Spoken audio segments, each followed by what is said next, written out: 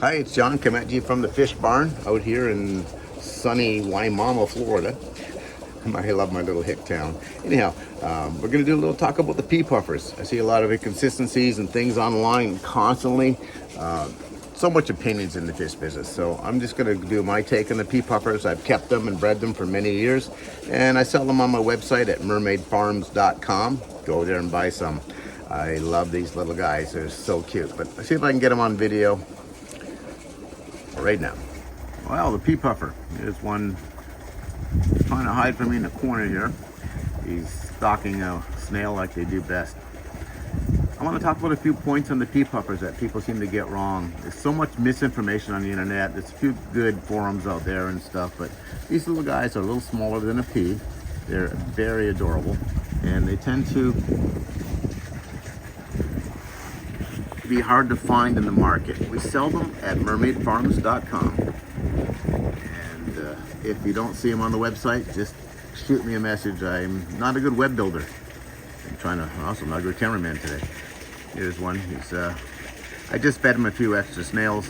Now they're well fed and fat, but they'll still hunt the snails, and that's the first point I want to go on. Before you order your pea puffers or buy your pea puffers, please get a couple of 5-gallon pails, a couple of 10-gallon tanks, something like that, and start growing your snails. Overfeed the tank a little bit, get lots of light in there, put it near a window maybe, and let the snails overpopulate. So you always have a fresh supply of snails. Pond or bladder snails. You'll see in this tank that I do have a few ram's horns. If I can get them in focus here, sorry. The ram's horn snail, see how old he is? Because they won't eat him. Why won't they eat him? Because they have pond snails in here. The bladder snails these are. If they have these snails to eat, they're not going to even think about going after a ram's horn, which doesn't taste good. It's chewy. It's just not what they want to eat. Nothing likes ram's horns. Even a tank full of varied snails like ram's horns and bladder and pond snails, you'll end up with a problem that the assassin snails don't eat them till the very last. Once again, when there's nothing left to eat. Maybe the advantage of having a few of those would be to, in case you ran out of snails. All right, so once again, no ram's horns, just give them bladder and pond snails. They like those. Any small snail. The next point is they're fresh water. Super fresh water. Very fresh water. No salt. Zero salt. Add no salt. These puffers are not like any other puffer. They don't need any salt at all.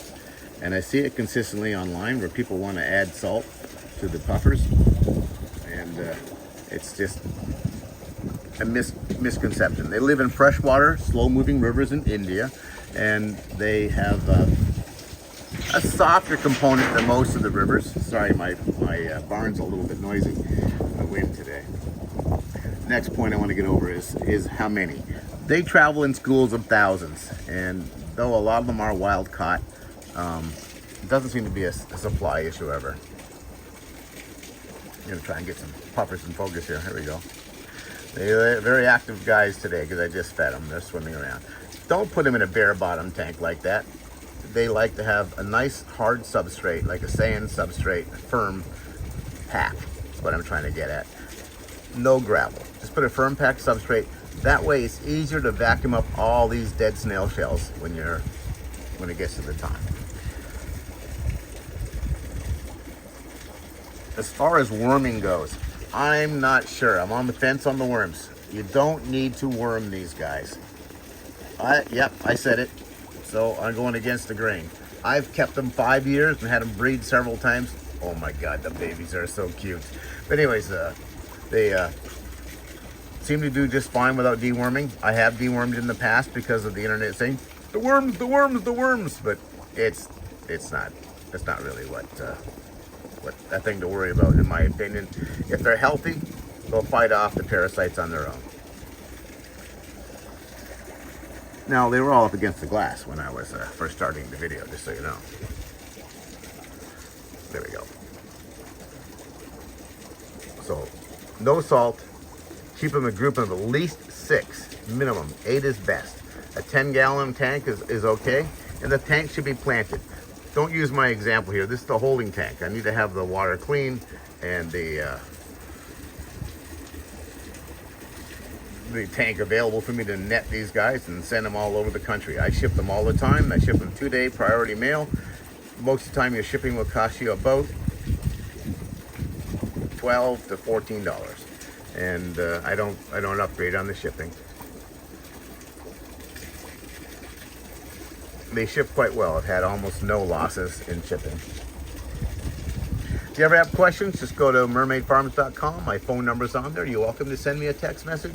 I don't mind talking fish. I've been doing fish for 40, okay, let's be honest, 50 something years. I'm 63 years old. I started when I was 13. All right, keep the bubbles flowing. I hope you enjoyed the video. Please visit us at mermaidfarms.com.